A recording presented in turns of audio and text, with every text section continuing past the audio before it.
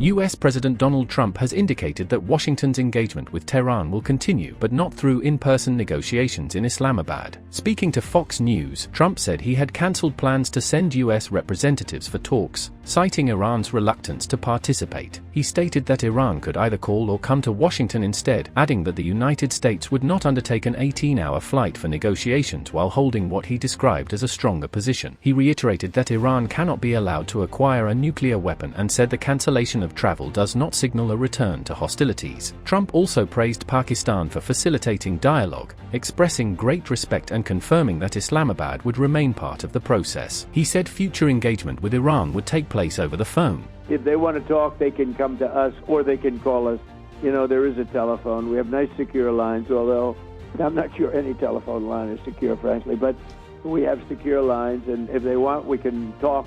But we're not sending people to travel 18 hours to meet where you literally think of this. We had a meeting for Tuesday, and it was on Saturday that I was saying, when are we meeting? Tuesday, because it's so far. So great respect for Pakistan, but I will, because they've been terrific. They've really tried, and they'll stay involved. But we're going to do it by telephone. So if they want, they can call us. But again, they know what has to be in the agreement. Very simple. They cannot have a nuclear weapon. Otherwise, there's no reason to meet. Iran's ambassador to Pakistan, Reza Moghadam, also expressed gratitude to Pakistan's leadership, including Prime Minister Shehbaz Sharif and Chief of Defense Forces Field Marshal Asim Munir, for efforts aimed at ending the war and promoting lasting peace. He acknowledged the arrangements made during Iranian Foreign Minister Abbas Araghchi's visit. Araghchi's engagements formed part of an ongoing diplomatic push. He visited Pakistan twice within 2 days as part of a broader regional tour that included Oman and Russia. Arriving in Islamabad after a visit to Muscat, he met senior Pakistani officials to discuss regional developments and share Iran's response to US proposals. He conveyed Tehran's views on a framework for ending the war, stressing that any agreement must be rational and fair. Sources familiar with the discussion said Iran emphasized that negotiations cannot proceed under pressure, particularly in light of the US blockade of Iranian ports.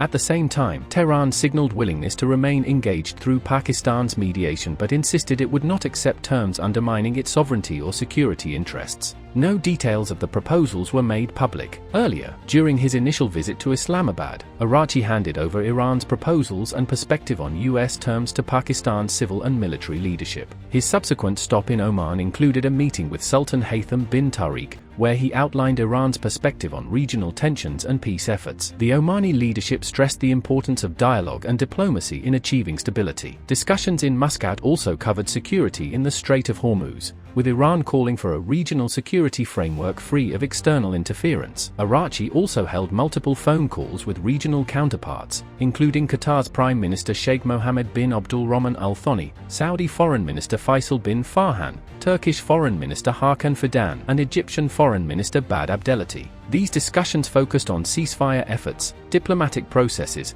and broader regional developments. Turkey's foreign minister also spoke with US negotiators regarding the latest developments in Iran-US talks. Amid these diplomatic efforts, developments on the ground continued to shape the situation. Iran's Revolutionary Guard stated they had no intention of lifting the blockade of the Strait of Hormuz, describing control of the route as a definitive strategic measure. They warned that any further aggression could trigger a response described as beyond expectation, cautioning that restraint could quickly give way to escalation. The blockade has significantly disrupted maritime activity. The US Central Command reported intercepting a vessel identified as part of a shadow fleet transporting Iranian oil and gas products. According to US officials, dozens of ships have been redirected since the blockade began. Separately, US forces have turned back 38 ships attempting to leave Iranian ports as part of the ongoing blockade. The Strait of Hormuz remains a central point of contention. The waterway, through which a significant portion of global oil and gas supplies passes during peacetime, was closed by Iran following US and Israeli strikes on February 28. Tehran later announced it would impose charges on vessels using the route, while the United States responded by blockading Iranian ports to curb oil exports. These developments have contributed to a deadlock in negotiations. While Pakistan successfully facilitated a ceasefire earlier this month and hosted the first round of direct US-Iran talks on April the 11th and 12th, those discussions ended without agreement, though they did not collapse. A second round has been delayed due to ongoing friction, particularly over maritime restrictions and U.S. demands regarding Iran's nuclear program, including limits on enrichment and safeguards against weaponization. Trump has announced an extension of the ceasefire until Iran submits what he described as a unified proposal and discussions are concluded. Meanwhile, Iran has reportedly shared a proposal through Pakistani mediators aimed at reopening the Strait of Hormuz and ending the war, with nuclear negotiations to be addressed at a later stage. Details of this proposal have not been disclosed. International engagement has continued alongside these efforts. British Prime Minister Keir Starmer and President Trump discussed the urgency of restoring shipping through the Strait of Hormuz, with coordination also involving France. Separately, top US and UAE diplomats reviewed the impact of Iranian missile attacks on regional security, energy supplies, and global stability, while exploring ways to achieve lasting peace. In a separate development, Lebanon's health ministry reported that Israeli strikes in the country's south killed 14 people despite a ceasefire, marking the highest death toll since the truce came into effect. The ministry said the casualties included 2 women and 2 children, with 37 others wounded. The broader geopolitical tensions have also affected global markets. Oil prices rose as disruptions in the Strait of Hormuz tightened supply, while gold prices declined amid a stronger dollar and inflation concerns linked to rising energy costs. As diplomatic efforts continue across multiple fronts, both the United States and Iran remain firm in their positions, with key disagreements over maritime access and nuclear commitments still unresolved.